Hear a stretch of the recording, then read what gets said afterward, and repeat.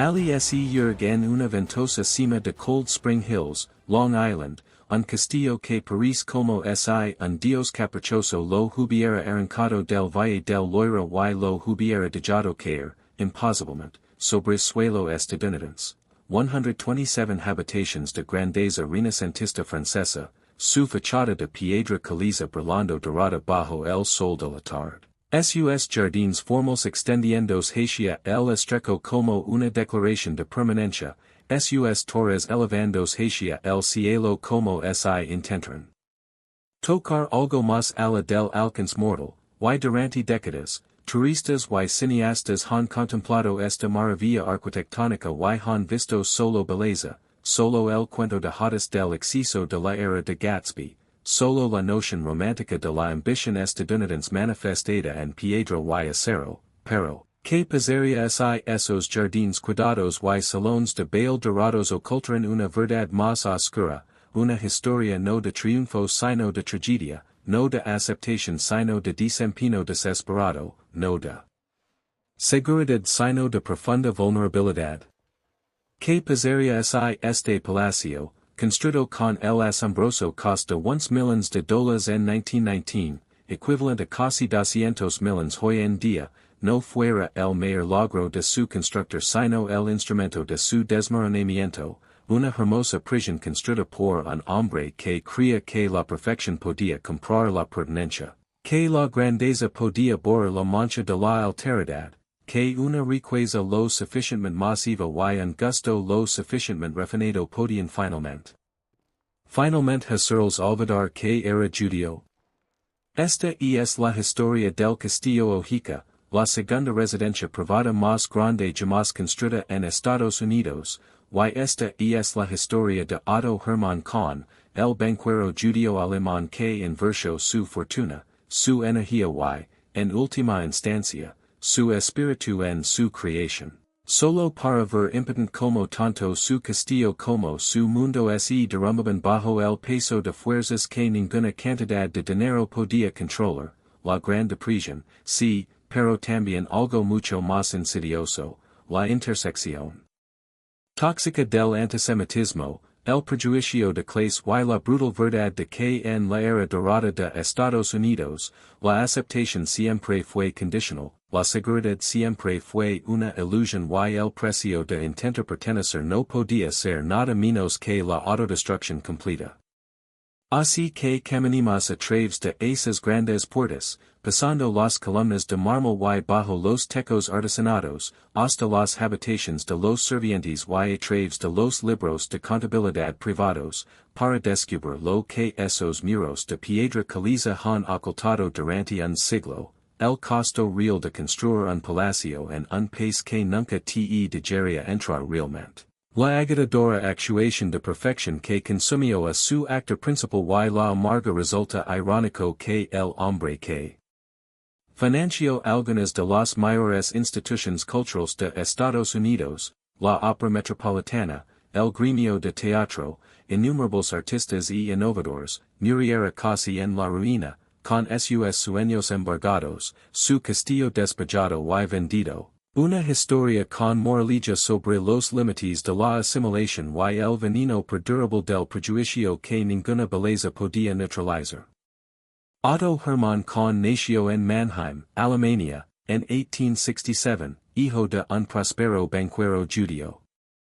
Sin embargo, próspero, en el contexto de la vida judeo-alemana significaba algo mucho más precario de lo que París, pues los judíos en los estados alemanes, por muy exitosos que fueran, vivían en un estado de tolerancia condicional permanente, su riqueza era envidiada, su éxito resentido, su misma presencia en la sociedad cristiana sujeta a revocación en cualquier momento mediante pogromos, restrictions legals o simple ostracismo social.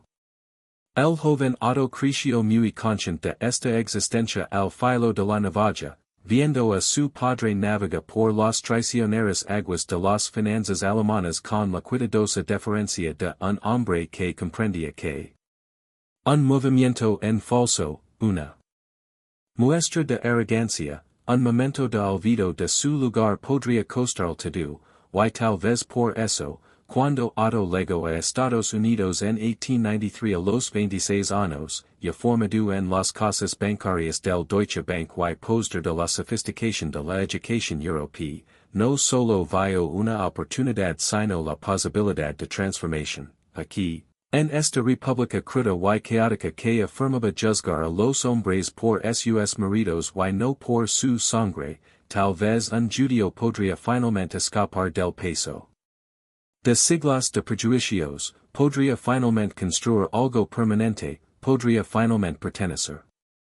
Se unió a la firma bancaria Kuhn, Loeb and Company, una de las casas de inversión judías más poderosas de Wall Street, y descubrió que posía un don poco común, la capacidad de ver valor donde otros solo veían chaos, de estructurar acuerdos de una complejidad asombrosa, de fusionar, adquirir y reorganizar industrias enteras con la fría precisión de un cirujano, y en una década se había convertido en socio, luego en una fuerza impulsora, ayudando a refinanciar el ferrocarril Union Pacific.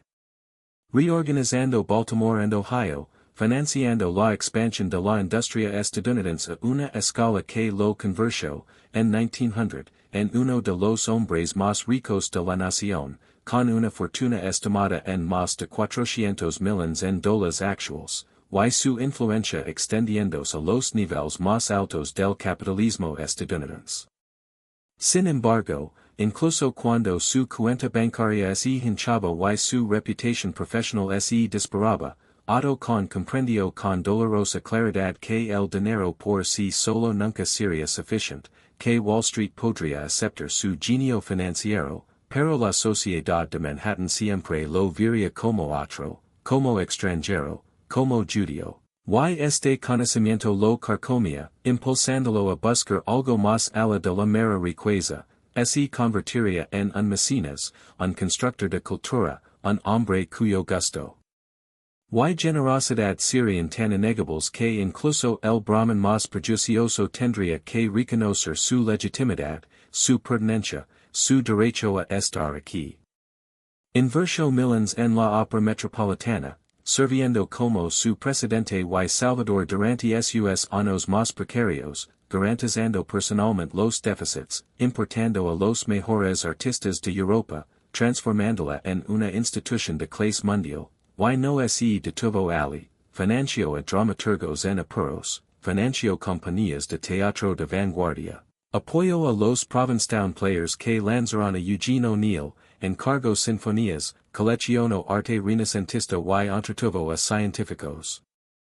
autores y intelectuales en cenas lujosas donde la conversación abarcó desde la psicología freudiana hasta la arquitectura moderna, todo ello una actuación cuidadosamente orquestada diseñada para demostrar que Otto Kahn no era solo rico sino refinado, no solo exitoso sino sofisticado, no un burdo magnate ladrón sino un hombre del renacimiento para la era moderna. Pero a pesar de toda esta cultivación, a pesar de los elogios públicos y las agradecidas dedicaciones en los programas de teatro,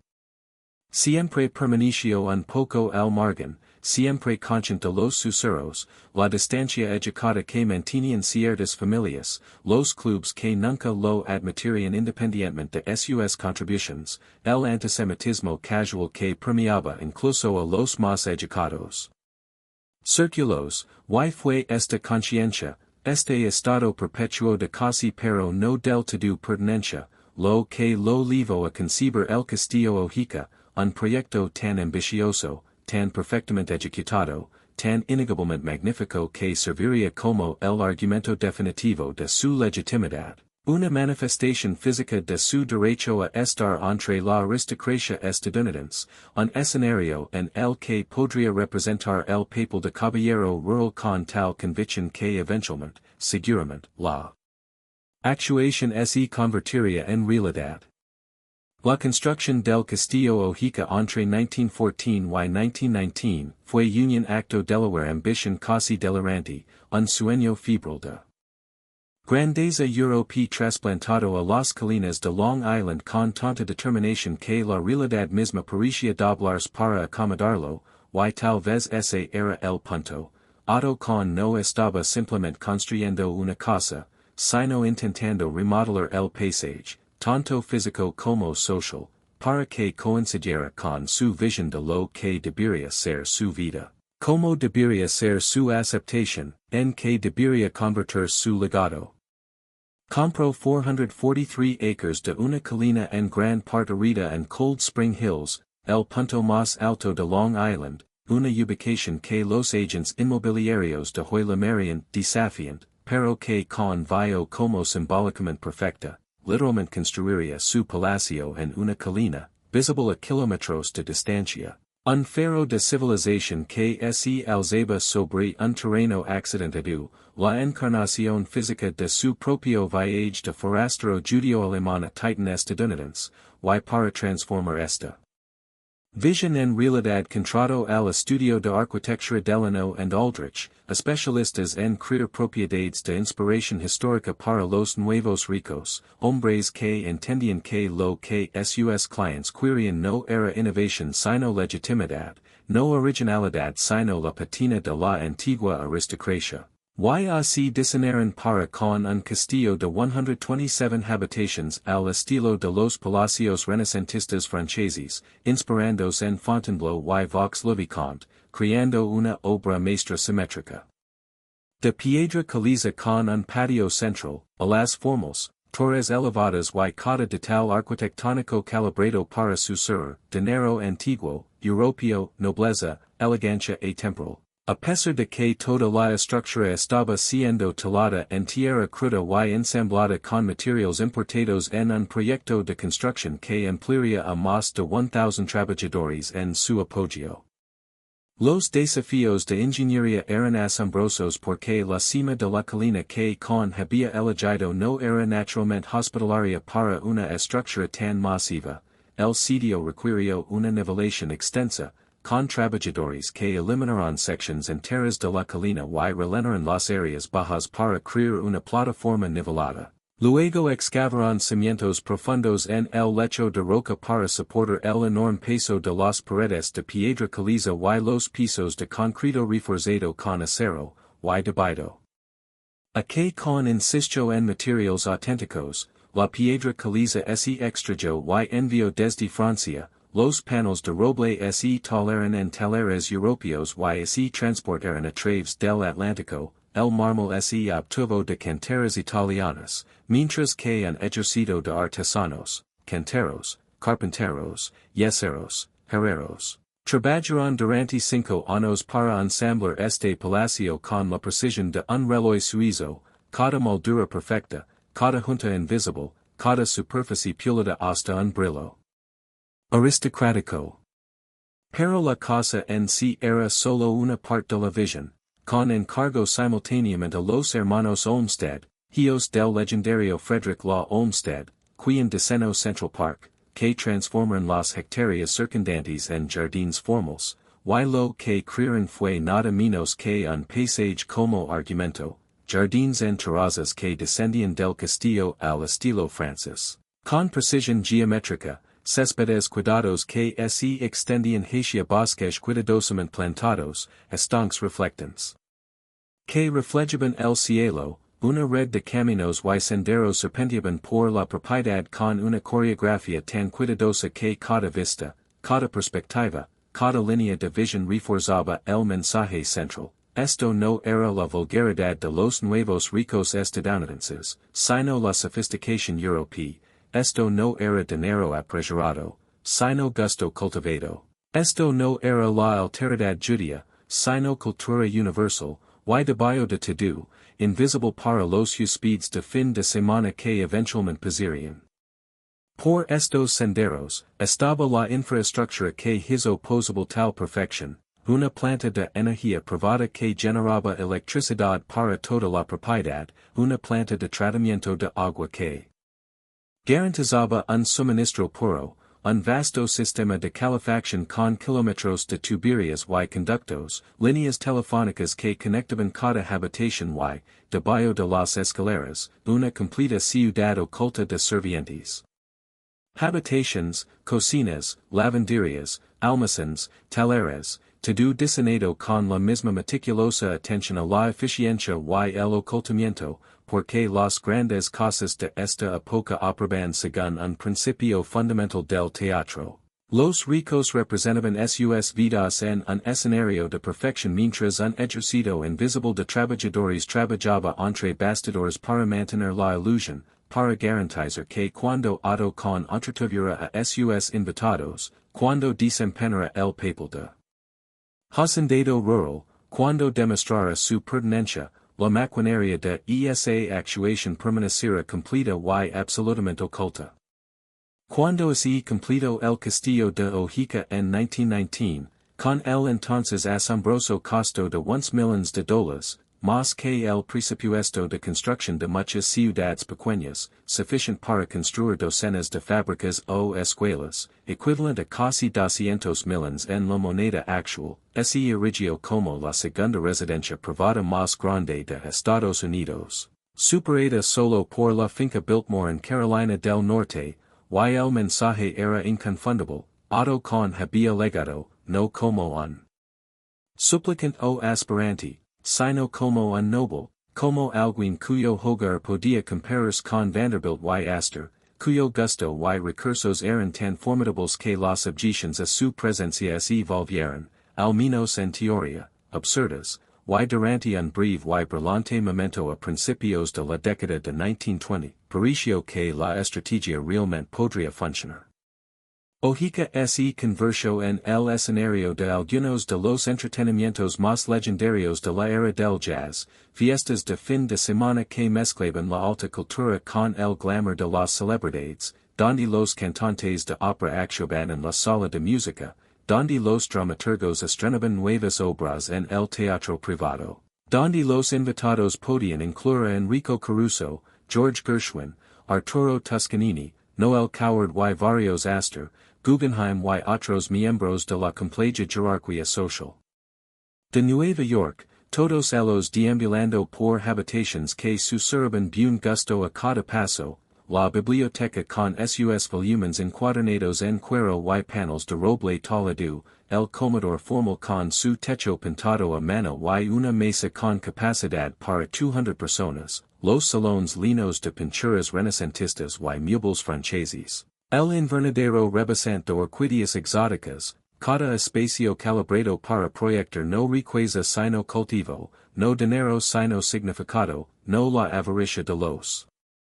nuevos ricos sino la seguridad del viejo mundo, y el propio con desempeño el papel de anfitrión con estudiada perfección, moviéndose entre sus invitados con el encanto natural de un aristócrata nato, discutiendo sobre ópera y literatura y asuntos internacionales con la sofisticación de su educación europea, presentándose como un puente entre la cultura del viejo mundo y la energía del nuevo mundo, un ciudadano cosmopolita de una era moderna que supuestamente había trascendido los pequeños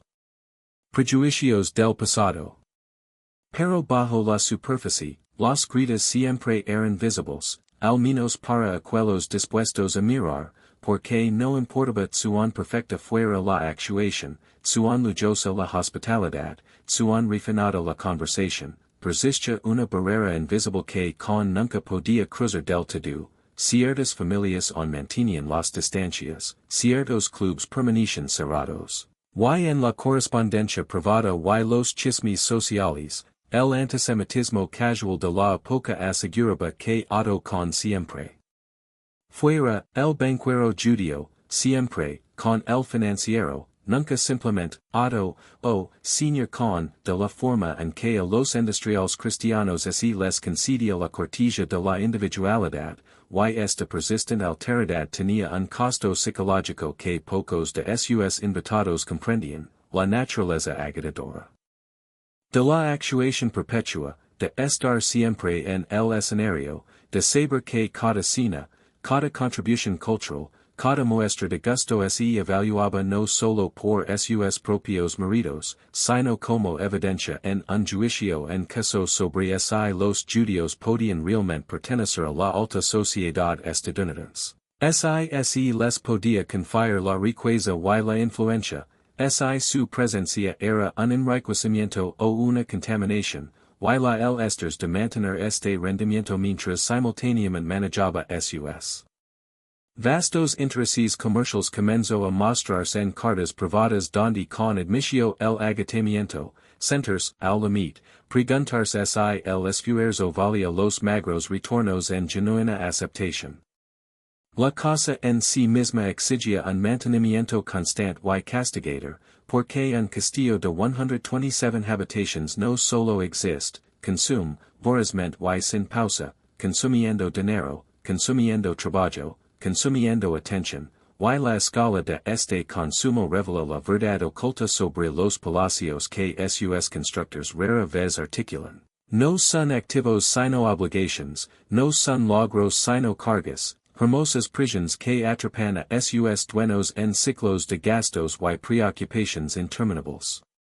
Oheka requería una plantilla permanente de más de 126 personas solo para funcionar, mayordomos, lacayos, criadas, cocineros, personal de cocina, lavandras, jardineros, chauffeurs, mecánicos, electricistas, fontaneros, serenos, y cada una de estas personas representaba no solo un salario, sino toda una infraestructura de gestión, una jerarquía de servientes supervisada por un mayordomo y un ama de laves que reportaban a la secretaria de Kahn, quien filtraba información al propio Kahn. Y la complejidad de administrar esta maquinaria humana era asombrosa, requiriendo horarios detallados, protocolos estrictos y una vigilancia constante para mantener los estándares de perfección que la casa exigía, y debajo de la fachada pública de servicio leal yacía una realidad más complicada de explotación de clase que caracterizaba todas esas propiedades. No se trataba de profesionales bien remunerados, sino de hombres y mujeres de clase trabajadora, muchos de ellos inmigrantes recientes, que trabajaban 6 días a la semana por salarios modestos, viviendo en estrechas habitaciones de servicio que contrastaban marcadamente con los espacios opulentos que mantenían, sus vidas circunscritas por reglas rígidas sobre la visibilidad, debían permanecer invisibles para los invitados, moverse por pasillos ocultos y escaleras traseras, aparecer solo cuando se les convocara y desaparecer en el momento en que su tarea estuviera completa, convertirse, en efecto, en máquinas invisibles con forma humana, y el costo de este trabajo invisible nunca se calculó en la cifra de construcción de $1 million, nunca se mencionó en los relatos periodísticos sobre el logro arquitectónico de Kahn, nunca se reconoció en las historias sociales que luego pintarían a Oheka como un símbolo romántico de una era desaparecida. Porque reconocerlo sería socavar la ficción central que representaban palacios como Oheka, que algunas personas simplemente estaban destinadas a vivir en la belleza. Que sus sensibilidades refinadas y su gusto superior justificaban la existencia de toda una clase de servientes cuyos sueños y aspiraciones se sacrificaban para mantener el escenario en el que sus empleadores representaban su superioridad. Más allá de los costos humanos, estaban los gastos operativos que aterrorizarían a cualquier contable moderno. La central eléctrica requería constantes entregas de carbón, el sistema de calefacción consumía combustible a un ritmo prodigioso, los jardines exigían no solo la mano de obra de una docena de jardineros a tiempo completo, sino también un suministro continuo de plantas, fertilizantes, herramientas y equipo. La propia casa requería innumerables reparaciones y renovaciones porque los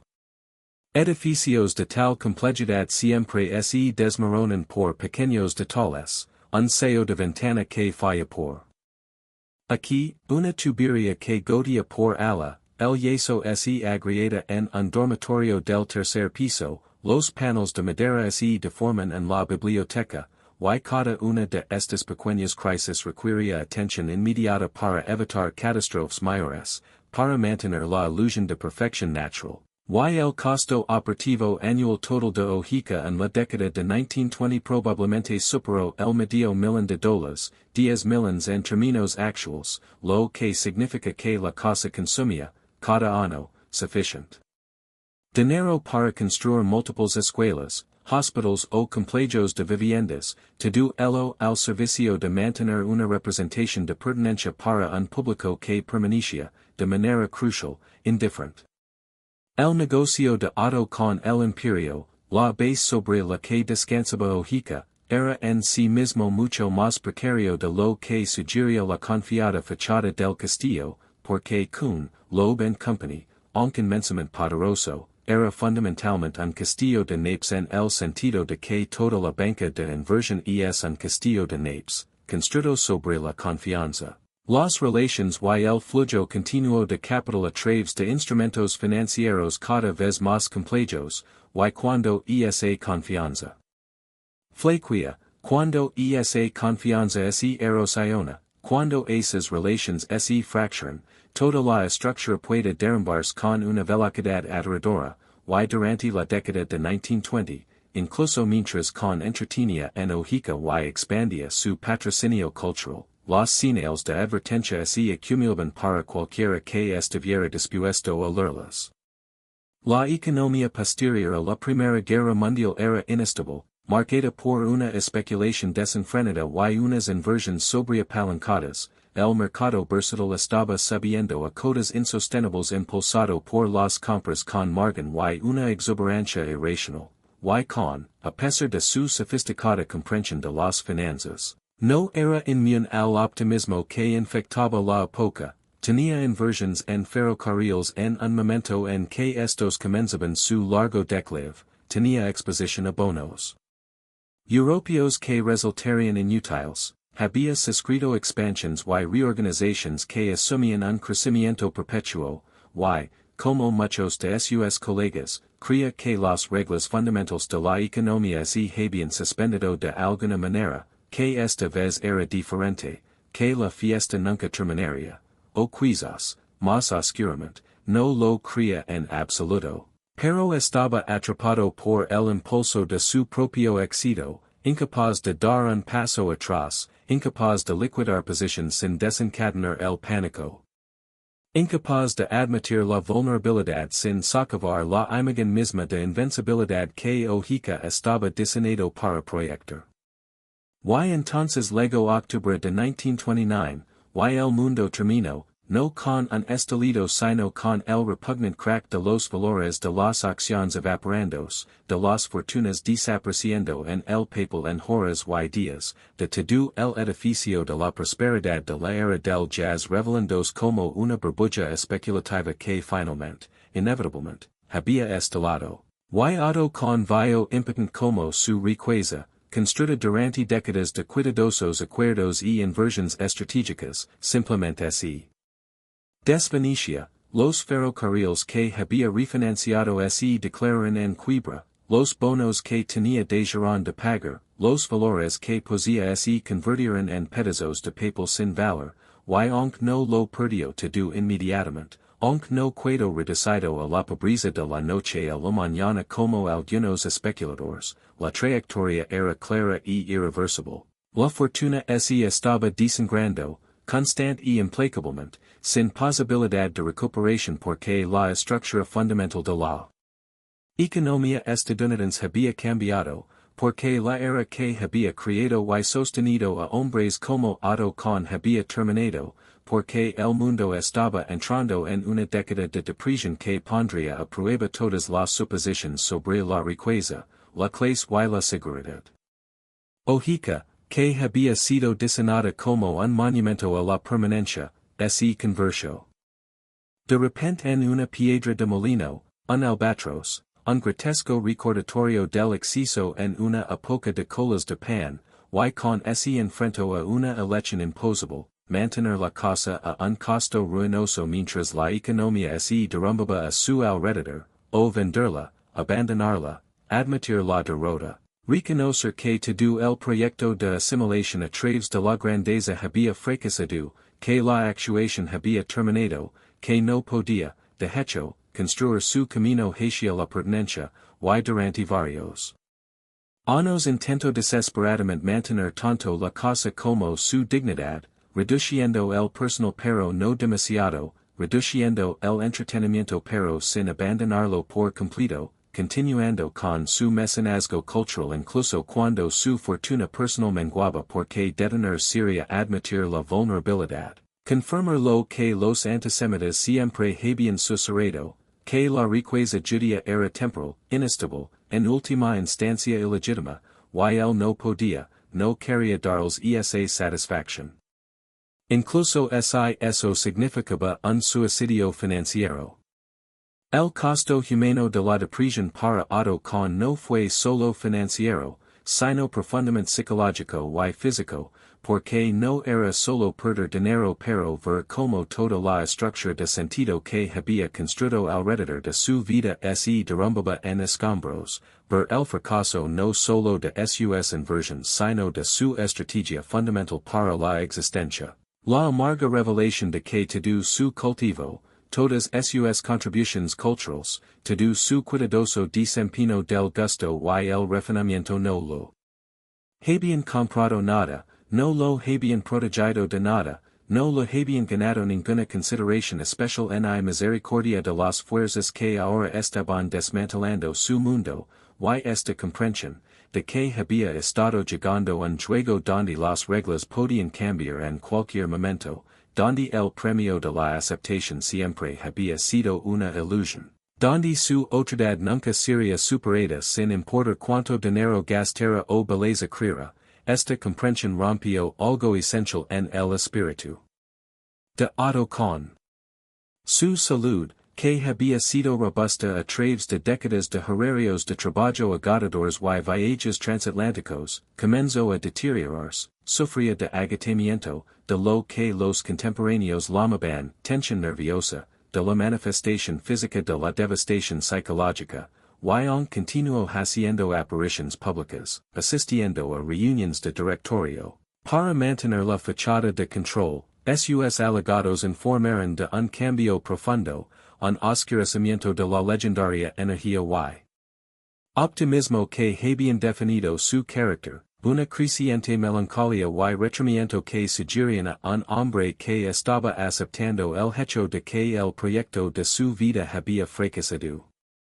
Oheka, que debería haber sido su mayor triunfo, se había convertido en cambio en un recordatorio diario de ese fracaso, porque cada mañana cuando despertaba en ese vasto palacio, cada vez que miraba esos jardines cuidados, cada momento que pasaba en habitaciones diseñadas para proclamar su legitimidad, se enfrentaba a la brecha entre la aspiración y la realidad, entre lo que había intentado construir y lo que el mundo lo había permitido ser, y el peso de esa disparidad, el peso aplastante la ambición insatisfecha, del dinero gastado para comprar algo que nunca estuvo a la venta, de una vida dedicada a una estrategia que había estado condenada desde el principio, se volvía insoportable. Los últimos años de la vida de Kahn, desde 1930 hasta su muerte en 1934, estuvieron marcados por una desesperada acción de retaguardia para preservar algún vestigio de su imperio y dignidad, liquidó activos para cubrir deudas, se desvinculó de algunos de sus compromisos culturales. Recordó gastos en Oheka mientras seguía intentando mantener un estándar mínimo que evitara que la cosa gritara fracaso a todo observador, pero fue inútil, las matemáticas eran inexorables y todos en su círculo podían ver que Otto Kahn era un hombre que se ahogaba en cámara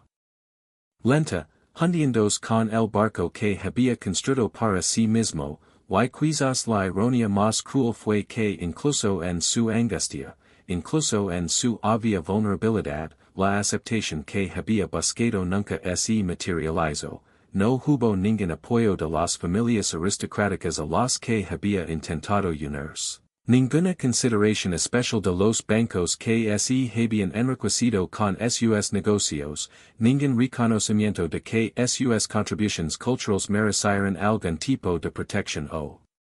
asistencia, porque al final, cuando las cosas se pusieron feas, él seguía siendo otro, seguía siendo judío, fuera del círculo mágico de aquellos a quienes el sistema estaba diseñado para proteger, y esta confirmación final de su estatus permanente de forastero puede haber sido más devastadora que las propias pérdidas financieras. Otto Hermann Kahn murió el 29 de marzo de 1934, a la edad de 66 años, no del todo sin un céntimo, pero tan disminuido desde su fortuna máxima que la liquidación de la herencia reveló la impactante magnitud de su declive. El hombre que una vez tuvo una fortuna de cientos de millones de un patrimonio valorado en poco más de $1,000,000. La mayor parte vinculado a activos ilíquidos que continuarían depreciándose, lo que significa que su viuda y hijos herederan no la riqueza, sino la carga de administrar sus obligaciones restantes, incluido el Castillo de Oheka, que en ese momento consumía más dinero del que podía generar, una hermosa ruina en todo menos en el nombre, y a los pocos meses de su muerte, la familia tomó la inevitable decisión de poner la propiedad a la venta, de encontrar a alguien más que quisiera desempeñar el papel de hacendado rural, de creer que un palacio de Long Island podría ser algo más que una trampa, pero, por supuesto, no hubo compradores. Porque era 1934, porque la depresión había destrozado el mercado de tales extravagancias, porque cualquiera con dinero se aferraba a él desesperadamente en lugar de gastarlo en un castillo de 127 habitaciones que costaba una fortuna solo para mantenerlo calentado. Castillo Oheka entró en un declive largo y lento que reflejaba en forma física el declive psicológico que su constructor había experimentado en sus últimos años. El personal fue despedido, los jardines comenzaron a crecer salvajes, la casa fue cerrada habitación por habitación, y la perfección que se había mantenido a través de un esfuerzo tan extraordinario comenzó a desmoronarse en ausencia de una intervención constante, porque eso es lo que hace la perfección sin el trabajo invisible que la sostiene, se revela como temporal, como frágil, como una ilusión que solo puede mantenerse a un costo insostenible. Durante la Segunda Guerra Mundial, la mansión fue reutilizada como un retiro para los trabajadores de la industria de defensa, una extraña inversión de su propósito original, donde una vez la élite se reunía para ejercer su superioridad, ahora los trabajadores comunes, las mismas personas cuyo trabajo había construido y mantenido tales propiedades, dormían en habitaciones diseñadas para invitados aristocráticos, y uno los imagina mirando a su alrededor los techos dorados y las chimeneas de mármol y preguntándose qué clase de persona podría haber creído que tal exceso era necesario, qué clase de desesperación podría haber llevado a alguien a construir este palacio en una colina, y tal vez algunos de ellos, los más reflexivos, entendieron que Oheka no se trataba realmente de comodidad o belleza, sino de algo más desesperado. El intento de construir un muro de grandeza lo suficientemente alto y grueso como para mantener fuera el veneno del prejuicio, la fantasía de que la perfección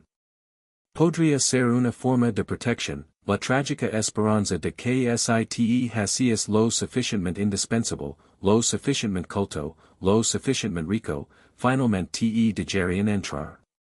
Después de la guerra, Oheka cambió de manos varias veces, cada transacción marcando un paso más en su degradación, se convirtió en una escuela de entrenamiento para oficiales de la marina mercante, donde los jóvenes aprendieron navegación y marinería en lo que habían sido salones y invernaderos, luego permaneció vacío durante años, atrayendo a vándalos y ladrones que lo despojaron de todo lo valioso, las tuberías de cobre arrancadas, las repisas de mármol robadas, los paneles de madera talada arrancados de las paredes y vendidos, el desmembramiento sistemático de lo que una vez se había llamado la octava maravilla del mundo, y para la década de 1980, el castillo de Oheka era una ruina, no el tipo de ruina romántica que atrae los poetas, sino el tipo deprimente que solo habla de desperdicio y fracaso, las ventanas rotas, el techo con goteras, los jardines completamente descuidados, los estanques reflectantes llenos de agua estancada y escombros, La naturaleza reclamando la cima de la colina que había sido maldita tan artificialmente para acomodar la vanidad humana, y pericia. Inevitable que toda la estructura eventualmente sería demolida, arrasada para dar paso a una subdivisión o centro comercial, barrada del paisaje tan completamente como la fortuna de Otto Kahn había sido barrada por la depresión, y eso había sido el final de la historia. Otra advertencia sobre la arrogancia y el exceso. Otro palacio construido por un soñador y destruido por la realidad. Otro monumento a la inestabilidad fundamental de la riqueza en un sistema capitalista que cree y destruye fortunas con igual indiferencia, excepto que en 1984, un promotor inmobiliario llamado Gary Milius compró la propiedad y tomó la aparentemente descabellada decisión de restaurarla, no como residencia privada porque nadie podía permitirse vivir en un lugar así, sino como hotel y recinto para eventos. Una operación comercial que explotaría la misma grandeza que había destruido a su constructor, convirtiendo a Oheka de una representación privada de pertenencia en una representación pública. De lujo, un lugar donde cualquiera con suficiente dinero podía habitar temporalmente la fantasía de la vida aristocrática que Kahn había intentado y no había logrado hacer realidad, y la ironía de esta transformación era casi demasiado perfecta. La cosa que se construyó para demostrar que un banquero judío podía pertenecer a la aristocracia estadounidense terminó como escenario de bodas y bar mitzvahs, rodajes de películas y retiros corporativos, exactamente para el tipo de nouveau la rica. Exhibición que Kahn había intentado trascender con tanta desesperación, la cosa se convirtió en su vida posterior exactamente como su constructor había temido que pudiera ser vista, llamativa, excesiva, teatral, un escenario en lugar de un hogar, espectáculo en lugar de sustancia. La restauración de Oheka, que duró más de 20 años y costó aproximadamente 30 millones de dólares, fue una notable hazaña de preservación histórica, con artesanos trabajando a partir de fotografías originales y dibujos arquitectónicos para recrear detalles perdidos, reparar la piedra donada, replantar jardines según los planos de Olmsted, para restaurar la casa a algo cercano a su esplendor original, pero lo que no pudieron restaurar, lo que ninguna cantidad de dinero o habilidad pudo recrear, fue el contexto que le había dado significado a Oheka, el mundo social al que Kahn había estado tratando de ingresar, el momento cultural que había hecho que tales palacios parecieran necesarios, la desesperación personal que había llevado a un hombre brillante a invertir su fortuna en piedra caliza y mármol, y por lo tanto, lo que los visitantes encuentran hoy cuando recorren Oheka o la reservan para una boda es algo fundamentalmente diferente de lo que Otto Kahn construyó. Experimenten no es una casa sino un museo, no es una vida sino un cuadro, no es la realidad del exceso de la era del jazz sino una versión desinfectada y romantizada que ha sido despejada de toda la oscuridad, todo el prejuicio, todo el costo humano, todo el fracaso.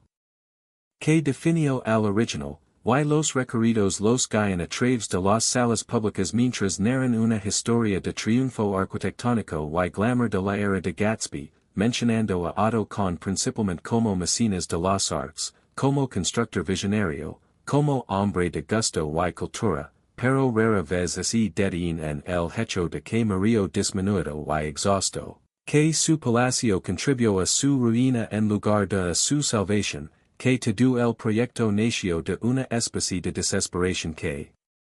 debería inquietar a cualquiera que romantice esta era, y en esta narración selectiva, la restauración de Oheka participa en una amnesia cultural más amplia sobre la edad dorada y la era del jazz, un olvido deliberado de la explotación, los prejuicios y la inestabilidad que caracterizan esas décadas. Una preferencia por las superficies hermosas sobre las verdades incómodas, por la pornografía arquitectónica sobre la honestidad histórica, y aunque difícilmente se puede culpar a un hotel porno. Que deprimena sus speeds, la brecha entre la imagen comercializada de Oheka como una fantasia romántica y la realidad histórica de lo que representó y lo que costó es tan amplia que podría pesar un tren de carga. El verdadero legado del Castillo de Oheka y Otto Kahn no es el edificio restaurado que es alza hoy, hermoso, funcional y rentable, sino las preguntas que su historia nos obliga a afrontar sobre la riqueza, la asimilación, los prejuicios y la perdurable fantasia estadounidense de que el éxito suficiente pueda superar cualquier desventaja, que el sueño americano está verdaderamente disponible para todos, independientemente de su origen, que de hecho somos una meritocracia donde el talento y el trabajo duro son justamente recompensados, y lo que Oheka susura, es escuchamos con atención, es que todo esto es una mentira, o al menos una profunda simplificación, porque Otto Kahn era talentoso y trabajador, brillante en finanzas y genuinamente dedicado a la cultura. Contribuyó enormemente a la sociedad estadounidense a través de su mecenazgo y sus acuerdos, cumplió todas las reglas y superó todas las expectativas, y aun así, al final, él era otro, seguía estando fuera, su palacio no pudo comprar la aceptación que ansiaba. Debido a que el juego estaba amenazado desde el principio, el premio nunca estuvo realmente disponible y la sociedad a la que intentaba unirse no tenía intención de dejarlo entrar sin importar cuánto gastara o suan perfectamente se desempeñara. La forma específica de prejuicio que destruyó a Kahn, el antisemitismo en los Estados Unidos de principios del siglo XX, puede haber evolucionado en su expresión, puede haberse vuelto más sutil y menos socialmente aceptable para expresar explícitamente, pero la dinámica fundamental sigue siendo deprimentemente familiar. Los miembros de grupos minoritarios, sin importar cuán exitosos son, siempre son aceptados condicionalmente, siempre sujetos a revocación, siempre les exige que demuestren y vuelven a demostrar su valía en formas que los miembros de la mayoría nunca tienen que demostrar, siempre a una crisis económica o pánico social de ser redefinidos como una amenaza en lugar de un activo, como otros en lugar de nosotros, y este es el oscuro conocimiento que Oheka guarda en sus muros de piedra caliza, que la riqueza sin poder es vulnerable, que la contribución cultural sin protección política es insuficiente, que en tiempos de crisis, cuando los recursos escasean y los temores aumentan, los forasteros más destacados serán sacrificados primero, sus logros olvidados, sus contribuciones baratas, sus reclamos de pertenencia revelados como las concesiones condicionales y revocables que siempre fueron. Considerad cuán diferente es la historia de Kahn de la de sus contemporáneos cristianos que construyeron propiedades similares, los Vanderbilt, los Morgan, los DuPont, familias cuya riqueza, aunque a menudo adquirida más recientemente de lo que les costaba aparentar, nunca fue cuestionada de la misma manera, nunca sujeta al mismo escrutinio, nunca lo exigió justificarse a través del mismo nivel de desempeño cultural, familias que podían ser groseras, vulgares y explotadoras y aun así seguir siendo incuestionablemente estadounidenses, incuestionablemente legítimas. Incuestionablemente dentro del círculo de protección que se supone que proporciona la riqueza, y la diferencia no era la educación, el gusto o el carácter, sino simplemente el nacimiento, simplemente el accidente de ser cristiano en una sociedad dominada por el cristianismo, simplemente el lujo del estatus de mayoría que los convierte en algo predeterminado, normal, incuestionable, mientras que Kahn siempre estuvo marcado, siempre fue diferente, siempre así lo exigió trabajar más duro y demostrar más y aun así terminó disminuido. La preservación física de Oheka como hotel y lugar de eventos, si bien es indudable que es valiosa desde un punto de vista arquitectónico, se convierte así en una especie de mentira cómoda que nos contemos sobre la historia, una forma de consumir la estética. Placeres del pasado mientras se ignoran sus horrores morales, de disfrutar la belleza sin enfrentar la fealdad, de disfrazarse con ropa de época sin reconocer el sufrimiento, la explotación y los prejuicios que hicieron posibles tales exhibitions. Y esto no es exclusivo de Oheka sino parte de un patrón cultural más amplio de turismo patrimonial que presenta la edad dorada como una edad de oro, que romantiza las mansions, los yates y las fiestas mientras minimiza el trabajo infantil, la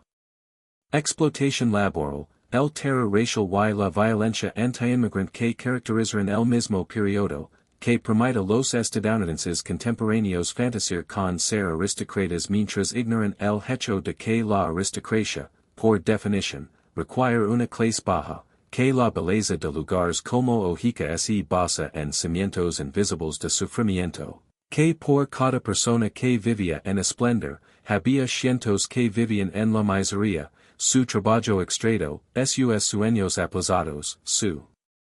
humanidad negada al servicio de mantener el desempeño de la perfección que ahora pagamos entrada para presenciar. Los servientes que mantenían Oheka, los trabajadores que la construyeron, los jardineros que moldearon su paisaje, sus historias se han perdido en gran medida, no se han registrado, se consideran poco importantes en comparación con la gran narrativa de Otto Kahn, el mecenas y constructor, y sin embargo, su trabajo fue la base de todo. La maquinaria invisible sin la cual toda la fantasia habría sido imposible, y su ausencia del registro histórico no es accidental sino ideológica, un reflejo de cuyas historias consideramos que vale la pena preservar, cuyas contribuciones reconocimos, suya humanidad reconocimos, y el hecho de que podemos recurrir a Oheka hoy sin saber nada sobre las personas que realmente la hicieron funcionar, que realmente mantuvieron la ilusión de lujo sin esfuerzo, es una especie de violencia. Un barato que continúa la explotación que pretende haber dejado atrás. Que pensaría Otto con si pudiera ver Oheka hoy, restaurada, funcionando y rentable, sirviendo como telón de fondo para comedias románticas y bodas de famosos, su imagen circulando en Instagram y Pinterest como símbolo de lujo aspirational, su historia reducida a unas pocas frases sobre el glamour de la era del jazz y la inspiración de Ciudadano Kane. La complejidad de su vida y la tragedia de su si la muerte se simplificará en un texto de marketing y una narrativa turística, se sentiría reivindicado porque el edificio sobrevivió, porque su visión arquitectónica se ha conservado, porque la gente sigue maravillándose de la grandeza que creó, o se sentiría traicionado porque su casa se ha convertido en una mercancía. Porque el espacio privado que diseñó para la representación de la pertenencia se ha convertido en un espacio público para la representación de la riqueza, porque la desesperación, la esperanza y el fracaso final que motivaron su construcción se han barato en favor de una historia agradable sobre el éxito estadounidense y la visión artística, porque él ha sido reducido a una nota al pie de su propia historia, un nombre en una placa. Un detalle biográfico mencionado rápidamente antes de que el tour continue para describir los candelabros de cristal del salón de baile y el techo pintado a mano del comedor formal, toda la belleza superficial preservada mientras que el significado más profundo se ha perdido, mercantilizado y olvidado deliberadamente. Y que deberíamos hacer nosotros, como espectadores, visitantes y consumidores de estos sitios históricos, con la incómoda certeza de que nuestro disfrute de lugares como Oheka se basa en una especie de amnesia, un olvido deliberado de todo lo que los hizo posibles y de todo lo que representaron. Que cuando reservamos una boda en una mansión restaurada de la Edad Dorada, visitemos una finca de la era del jazz o vimos una película ambientada en estos espacios palaciegos, participamos en una fantasia cultural que borra la explotación, romantiza la desigualdad y sugiere que el problema de la era de los barones ladrones era simplemente un exceso estético en lugar de una injusticia sistémica. Que lo que necesitamos no es hablar esa desigualdad radical, sino simplemente restaurar sus monumentos y hacerlos accesibles a más personas. Que democratizar el acceso al lujo en lugar de cuestionar si tales extremos de lujo deberían existir cuando otros carecen de lo necesario. Que preservar las hermosas superficies ignorando la podredumbre subyacente. Estas no son preguntas comodas, y el Castillo de Oheka, que es yergue dorado en la cima de su colina, ofrece a las parejas la oportunidad de casarse en el esplendor de la era de Gatsby, albergando retiros corporativos en habitaciones donde una vez estuvo Otto Kahn. Entretuvo a cantantes de ópera y dramaturgos, no nos anima a preguntarles, no quiere que nos detengamos en la oscuridad, prefiere que vimos solo la belleza, solo el romance, solo el cuento de hadas de las posibilidades estadounidenses en lugar de la pesadilla del prejuicio estadounidense, pero la oscuridad está ahí, codificada en cada piedra, cada sendero del jardín, cada detalle arquitectónico que fue diseñado no para la comodidad sino para el espectáculo, no para vivir sino para demostrar. No para la alegría sino para el intento desesperado de comprar seguridad a través de la belleza, pertenencia a través de la perfección, aceptación a través de la fuerza abrumadora del argumento arquitectónico, y el fracaso de ese intento, el hecho de que Otto Kahn muriera disminuido, su fortuna agotada, su palacio inmediatamente abandonado, su aceptación nunca lograda a pesar de todos los esfuerzos y gastos, debería preocupar a cualquiera que cree que el éxito es simplemente una cuestión de mérito, que la riqueza garantiza seguridad, que Estados Unidos es realmente un lugar donde cualquiera puede pertenecer si simplemente trabaja lo suficiente y sigue las reglas, porque con hizo todo eso y más, superó todos los estándares razonables, contribuyó inconmensurablemente a la cultura y las finanzas estadounidenses, construyó un palacio que aún sigue en pie. Como monumento a la ambición humana y la excelencia arquitectónica, y no fue suficiente, nunca podría haber sido suficiente, porque el juego estaba amenazado, el premio era ilusorio y la aceptación que buscaba nunca estuvo realmente disponible para alguien como él, alguien marcado como otro, alguien suya riqueza. Cultura y gusto no podían superar el hecho fundamental de su judaísmo en una sociedad donde el antisemitismo no era una aberración sino un rasgo estructural, no un error sino una característica definitoria de cómo se distribuyen y mantenían el poder y el privilegio. Así que cuando visites el Castillo de Oheka, cuando te maravillas con su belleza y te tomas fotografías frente a su fachada de piedra caliza, cuando asistas a una boda en sus jardines o veas una película que lo use como telón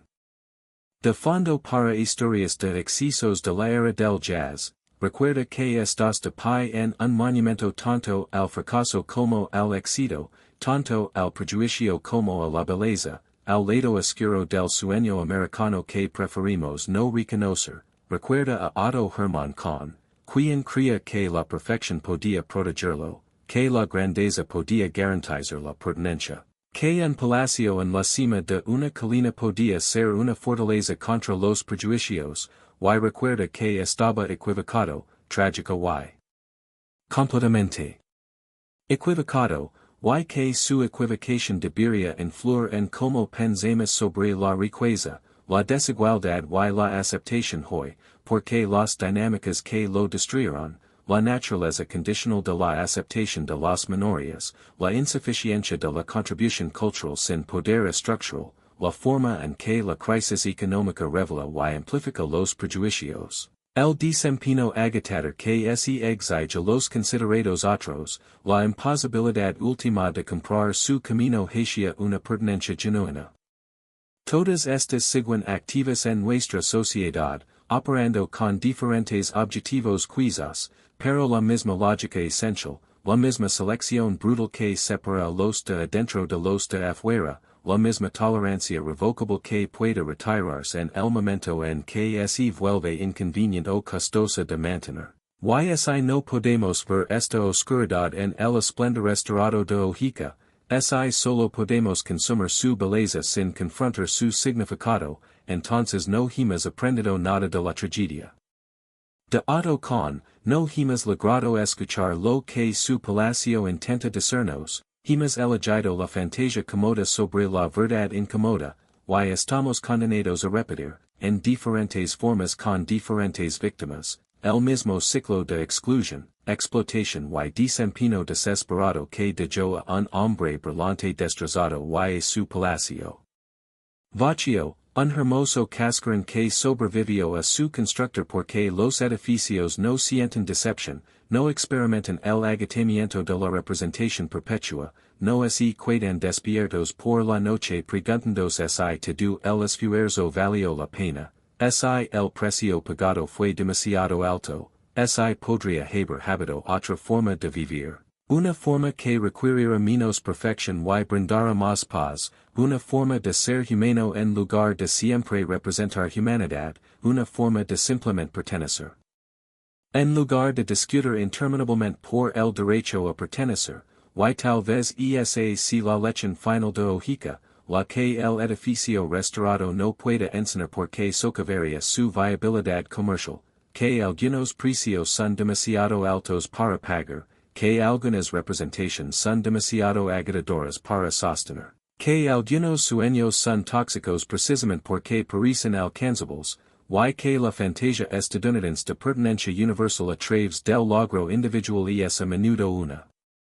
trampa que destruye quienes creen en ella más fervientemente, quienes se sacrifican más completamente para lograrlo, quienes construyen los monumentos más grandes y hermosos a su fe en una promesa que nunca se iba a cumplir, nunca podría cumplirse, porque el sistema que hace tales promesas nunca fue diseñado para honrarlas ellos. Siempre estuvo estructurado para explotar las aspiraciones de los forasteros mientras se aseguraba de que permanecieran afuera, convirtiendo su ambición en ganancias.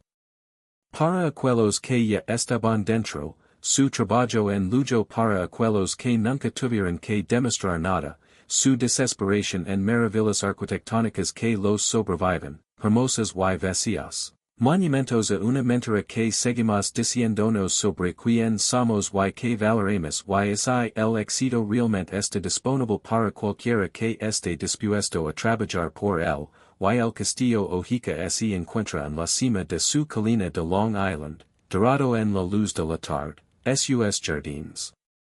inmaculados, sus habitaciones restauradas, albergando celebrations, filmations y giras, representando su propio tipo de éxito que Otto Kahn nunca vivió para ver, y susurrando, a aquellos dispuestos